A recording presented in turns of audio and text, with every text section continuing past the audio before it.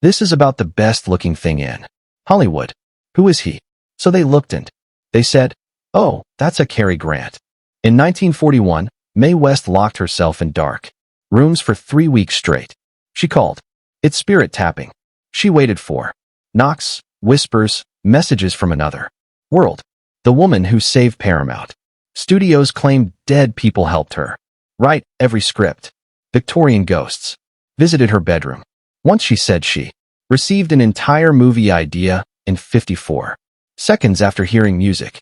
Was she brilliant or something else? The truth about Hollywood's boldest star might be darker than anyone imagined. Mae West was born into chaos on August 17, 1893, in Brooklyn, New York. Her father was a full-blown brawler who worked as a special policeman and sometimes did muscle work for local crime bosses. Her mother was a German immigrant who once dreamed of becoming an actress but ended up modeling corsets. Their lives were already far from ordinary, and Mae's childhood was no different. She grew up in a rough mix of Brooklyn and Queens, surrounded by hard edges, fast mouths, and people who lived by bending the rules. Matilda didn't believe in strict parenting. She didn't yell or punish. Instead, she encouraged Mae's independence, letting her act out, dress up, and perform however she wanted. It didn't take long for that freedom to turn into ambition. By age 5, Mae was already performing in public. She wasn't just some cute kid on stage. She had attitude. That fiery confidence came from both her parents.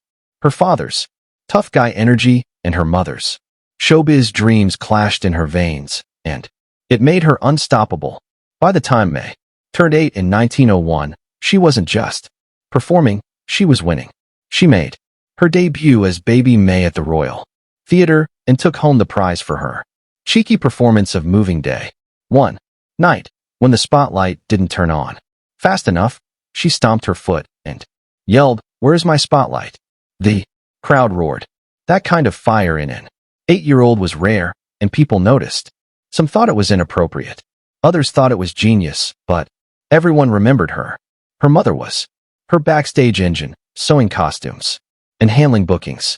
By 9, Mae was a regular in talent shows. She knew how to grab a room and never let go. It was more than talent.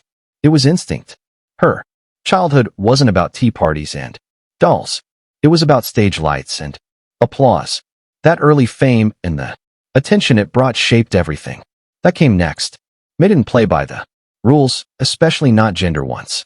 Between 1901 and 1905, she joined Hal Clarendon's stock company and played male roles like Little Lord Fauntleroy. At a time when girls were supposed to act ladylike, Mae dressed as boys and nailed every line. People were shocked, but impressed. This wasn't just play acting.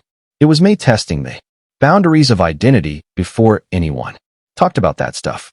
Her walk, her voice, her confidence, it all started to blur the lines between what was feminine and what was not. By the time she was 12, she had mastered the shimmy, a dance move considered scandalous. By 14 in 1907, she had fully stepped into the vaudeville world.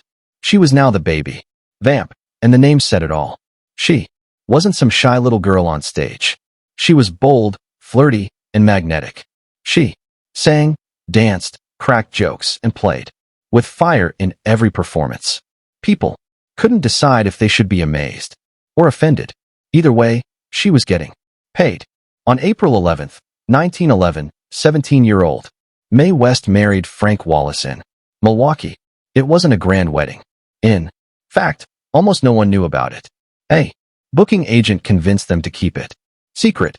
He said Mae's career would suffer if people thought she was married. So, they hid it for over 20 years. When a Milwaukee clerk found the marriage certificate in 1935, Mae laughed it off. "I've received Easter gifts before," she said, "but never a husband." But the certificate had her parents' names. It was clearly her. Still, she denied it. Then Wallace showed up. He confirmed everything. Soon, he sued her for alimony, asking for half of her $8 million fortune. The case became a media circus. In 1937, Mae finally admitted it in court. But the divorce didn't go through until 1942. What started as a secret turned into one of the biggest scandals of her life. Long before that, in 1913, Mae fell in love with Italian accordionist Guido. Dro. She was still legally married to Wallace, but that didn't stop her. They traveled together, performed together, and even, according to some sources, secretly married in 1914. If that's true, Mae was committing bigamy. It was risky even for her. The relationship burned hot, but ended painfully. In 1920, after Mae became pregnant, her mother urged her to get an abortion. She said a child would ruin Mae's career. The procedure nearly killed Mae. It also left her infertile for life. When Darrow found out, he was heartbroken. He ended the relationship. That part of her story stayed hidden for decades, but it shaped who she became. Tough, driven, and guarded. Mae didn't waste time looking back. In 1918, she shocked Broadway with The Shimmy. It was a wild shoulder shaking dance no one had seen on a New York stage before. She performed it in the musical sometime. The Shimmy had already caused a stir in Chicago, but Mae brought it to the big time. Conservative critics were horrified. Audiences were thrilled. The show ran for 8 months, the longest of the season. By 1919, The Shimmy had taken over nightclubs, vaudeville, and Broadway. Reviews. Variety magazine even complained that shimmy dancers were overshadowing entire productions. But Mae didn't care. She had become the face of risque entertainment, and people couldn't get enough. By 1926, she was ready to push the line even further. That April, under the fake name Jane Mast, she wrote and starred in a play called Sex. It wasn't subtle. Mae played a prostitute named Margie Lamont. The story took audiences into brothel, police corruption, and the darker corners of survival. Critics hated it. The New York Times called it crude and inept. But the public disagreed.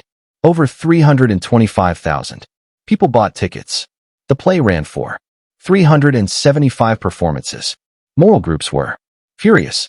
The Society for the Suppression of Vice started sending officers